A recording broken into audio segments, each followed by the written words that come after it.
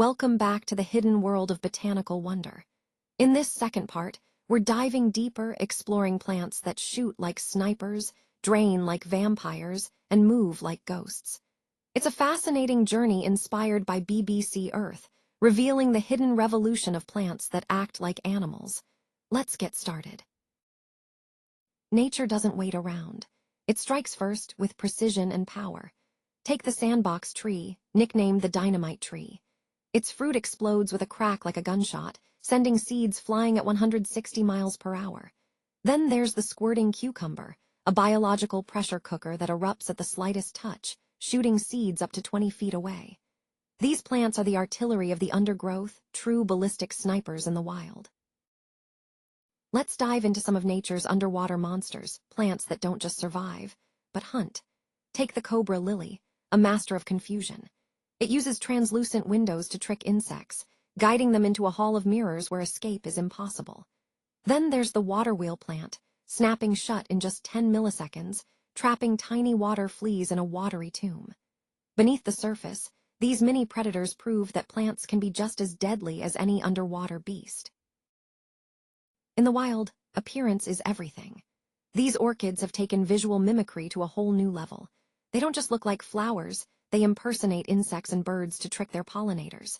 Take the monkey face orchid, with petals arranged to mimic a small primate's face. Then there's the white egret orchid, whose snowy white petals resemble a soaring egret. And the duck orchid, a master of disguise, looks just like a female sawfly, luring in male insects for pollination. This is botanical deception at its finest. Some plants don't just passively wait for pollinators or seed dispersers. They strike back with surprising speed and force. Take witch hazel, for example. It fires seeds like bullets, launching them up to 30 feet using built-up pressure inside woody capsules. Then there's jewelweed, known as the touch-me-not, whose seed pods explode at the slightest touch, flinging seeds into the air. And the trigger plant. It's a botanical martial artist, swinging a pollen-laden column like a hammer, slapping insects with lightning-fast precision. These plants are mechanical martial artists, using high-speed reflexes and explosive strikes to survive and thrive. Not all plants depend on sunlight to survive. Some take a darker path, acting like botanical vampires. They latch onto other plants, piercing their bark to tap directly into their sap, stealing energy that the host worked hard to produce. Take mistletoe, for example, an elegant parasite of the canopy. Or witchweed, a deadly predator that can actually sense its host through chemicals, draining it until it withers away.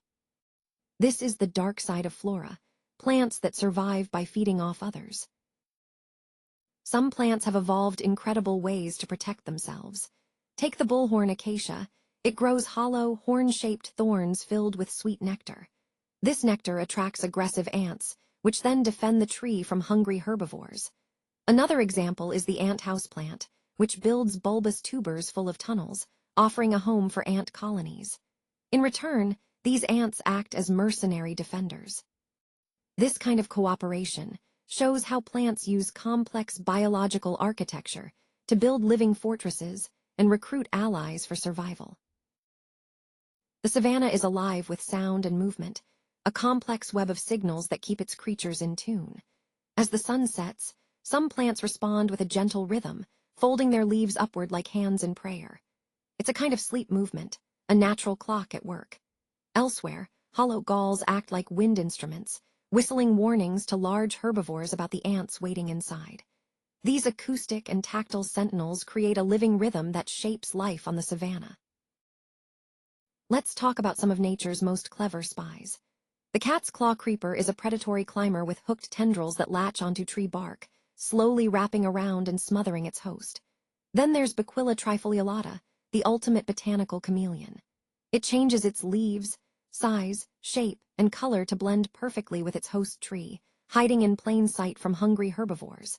This is botanical camouflage and encroachment at its finest, nature's stealth strategy in action. Some plants have taken a remarkable path, abandoning light altogether. They live their whole lives in total darkness, beneath the surface. These subterranean ghosts survive by tapping into underground networks, like fungal webs, to steal energy. Take the ghost plant, a botanical vampire with no chlorophyll, rising like a spirit from the forest floor. Or the underground orchid, which spends its entire life beneath the soil, blooming unseen and relying on termites for pollination. Life thrives even in eternal shadows. Death has a strange power in nature. It lures insects by pretending to be decay itself. Some flowers mimic the look and smell of rotting flesh, tricking flies into laying their eggs. Take the starfish flower. It traps flies in a dark chamber for a whole day, then lets them go, dusted with pollen. The pelican flower goes further, heating up to smell like a dead animal, fooling carrion flies completely. This is thermogenic trickery, nature's masterclass in deception. Plants aren't just background, they're active players in the story of life. From fierce defenses to clever survival strategies, they behave in ways that feel almost animal-like. This ongoing dance of botanical intelligence shapes our world in ways we're only beginning to understand. That's the hidden revolution, the botanical symphony.